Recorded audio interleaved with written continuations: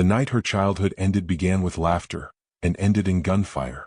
At 6 years old, she hid under the dining table as masked men tore her world apart. They left 2 bodies behind and thought no one survived. But they were wrong. Because that little girl grew up to own everything they ever wanted. If you love stories of power, pain, and revenge, hit that like button and subscribe for more. It was supposed to be an ordinary Thursday night. The smell of roasted chicken drifting through the kitchen, her father's voice humming along to an old record, her mother's laugh echoing through the house. The lights were warm, golden, and gentle. For 6-year-old Mary, home meant safety. Until it didn't. The first sound was the crash of the front door. Then came the shouting, deep, angry voices that didn't belong in a place like this. Her father froze for a heartbeat, then turned to her. "Mary, hide. Don't make a sound." She crawled under the dining table, heart slamming against her ribs, clutching her stuffed bear so tightly it left imprints on her palms. The world above her erupted, the sound of furniture breaking, glass shattering, her mother crying out her father's name. Then came the gunfire. Deafening and final. When the intruders left, Mary stayed still. Minutes, maybe hours. She didn't move until the air grew cold and her tears had run dry. When she finally crawled out, she saw her parents lying still on the floor, her father's arms stretched toward her as if he'd tried to reach her one last time. In that moment, something inside her broke. The world didn't feel safe anymore. Felt like a test. And Mary promised herself one thing: she would never be powerless again. The police found her in the morning, sitting between the bodies, silent and blinking into the light. She didn't cry. Not when they took her away. Not when they asked her questions she couldn't answer. There were no relatives to take her in. The house was sealed, the case filed as under investigation. Mary was placed in foster care, a quiet, withdrawn child who rarely spoke. People described her as polite, strange, and unreachable. But Mary was paying attention. She learned how people used smiles to hide greed, how promises dissolved when money was short, how the world respected those who had power and ignored those who didn't. At the public library she found refuge. Rows of books, endless stories, silence that didn't hurt. That's where she met Mrs. Harper, an elderly volunteer who became the closest thing to family Mary would ever know. Mrs. Harper noticed the strange child who read business magazines instead of fairy tales. "Why these, dear?" she asked once. Mary didn't look up. "Because the bad men were rich. I want to understand how they think." It wasn't a child's answer, but it was honest. Mrs. Harper didn't scold her. She guided her instead, teaching her about finance, economics, strategy. For the first time, someone looked at Mary and saw potential, not pity. Each book, each lesson, became a brick in the fortress Mary was building inside her mind. By the time she turned 18, she'd already outgrown her surroundings. She didn't want comfort. She wanted control. She left the foster system with 2 suitcases, a scholarship to a top university, and a promise still burning in her chest. Never again would anyone decide her fate. At university, Mary was unstoppable. She devoured information, lived in the library, and built her first business plan before most students had finished unpacking their dorms. Her mind worked like a machine, precise, restless, always searching for the next advantage. Her first startup was a data analytics platform. She worked part-time jobs to fund it, slept 3 hours a night, and coded until her fingers ached. When it launched, it failed spectacularly. Servers crashed, investors pulled out, and her savings evaporated overnight. But failure didn't break her. It sharpened her. She studied what went wrong, rebuilt from scratch, and tried again. The second version worked.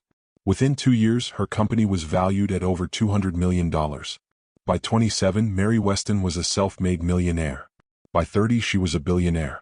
Magazines called her the Ice Queen of Silicon. Interviewers admired her poise, her focus, her ability to outthink entire boards of directors. They didn't see the nightmares, the sleepless nights, the memory of her father's voice saying, "Hide."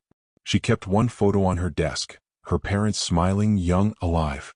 Every deal she closed, every company she acquired was for them. But deep down she knew it wasn't enough.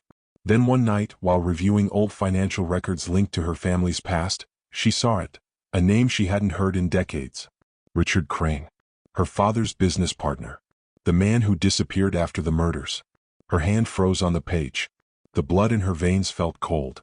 She dug deeper. And what she found made her stomach twist. Richard Crane hadn't vanished. He'd inherited everything that once belonged to her father, their company, their patents, their future. And he had become a titan of industry, celebrated, untouchable. In that moment, Mary understood the truth. The night her parents died wasn't random. It was business. And she had just found her target. Mary spent weeks investigating. Quietly. Meticulously. Every contact, every lead, every record. What she uncovered read like a crime novel. Forged documents, offshore transfers, corporate espionage. Richard Crane hadn't just stolen from her parents. He had ordered their deaths to secure his control of the company. The hitmen were long gone, buried by time, but the evidence of his betrayal remained. Mary stared at his face on her screen. Older now, silver hair, tailored suits, smiling for the cameras. The world saw a philanthropist. She saw a murderer. She whispered to herself, "You built your empire on blood. Now I'll build mine on your ruin." And she meant it. For years she had built wealth. Now she would use it as a weapon. Mary's revenge began quietly. She bought small shares in Crane's companies, fractions of ownership scattered across dozens of accounts, invisible at first. Then she began acquiring his suppliers, his logistics firms, his real estate. One by one she tightened the net. She didn't destroy him with guns or violence. She used the one thing he valued most, the market. Rumors spread. Stocks fell. Contracts collapsed. Investors withdrew. And at the center of it all, Mary smiled, calm, elegant, and merciless. By the time Crane realized someone was targeting him, it was too late. His board turned against him. His partners fled. The empire he built on lies began to crumble. Then came the invitation. A private meeting. A potential investor who could save what little he had left. When he arrived, the conference room was silent, bathed in city light. At the head of the table sat Mary Weston, poised, expression unreadable. "Miss Weston," Crane said nervously, extending a hand. "It's an honor." "I've heard." She cut him off. "Sit." He did. For a few moments, she let the silence stretch. Then she placed a photograph on the table, a worn image of her parents standing beside him, smiling. Crane's face went pale. "Where did you get this?" Mary leaned forward, her voice calm, measured. "You should remember them. You killed them." He froze. The words landed like glass shattering. "I don't know what you're talking about." "Oh, you do," she interrupted. "I know everything. The transfers. The shell accounts. The night you took everything from me." His denial faded. He slumped back, broken by the weight of his own history. Mary slid a folder across the table. "Documents, signatures, legal filings. These are your companies. You'll sign them over to me. Every last share." He looked up, tears trembling in his eyes. "Please." "I was desperate." Mary's gaze didn't waver. "So was I. The night you left me alone with their blood on the floor." He signed. Slowly. Defeated. When it was done, Mary stood. "Now we're even." As she walked out, she didn't look back. The man who once held everything sat surrounded by papers. The ruins of his empire, the proof of his guilt. She didn't need to see him again. He was already a ghost. Victory felt nothing like she imagined. There was no satisfaction. No closure. Only silence. Mary stood in her penthouse, city lights flickering against glass walls, and realized she was alone. Utterly, completely alone. She had everything. Money. Power. Revenge. But it hadn't filled the emptiness that began under that dining table all those years ago. So she went back. The house where her parents died had long since been rebuilt. She bought it anonymously and restored it exactly as it once was.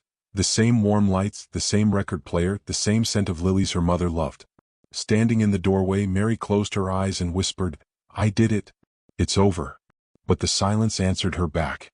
In that quiet, she understood something her parents would have told her if they could. Revenge is a fire that burns everything, even the one who lights it. A week later, she launched the Weston Foundation, a global initiative to support children orphaned by violence. The press called it philanthropy. For Mary, it was penance. At the opening gala, surrounded by cameras, she said, "I once believed revenge would make me whole. It didn't. But maybe helping others will." The audience applauded. But Mary didn't smile. She looked up at the lights, at the ghosts of her past, and for the first time she felt peace. Not joy, not triumph, just peace. She had taken back everything they stole from her. And finally she could let it go. If you've enjoyed this story, then you'll find many more just like it here on AfriVibe Stories. Real tales, raw truths, and everyday experiences that reflect the lives of Africans everywhere. So don't just stop here. Make sure you explore more stories, share them with others, and stay with us as we continue to give voice to the struggles and triumphs that shape who we are.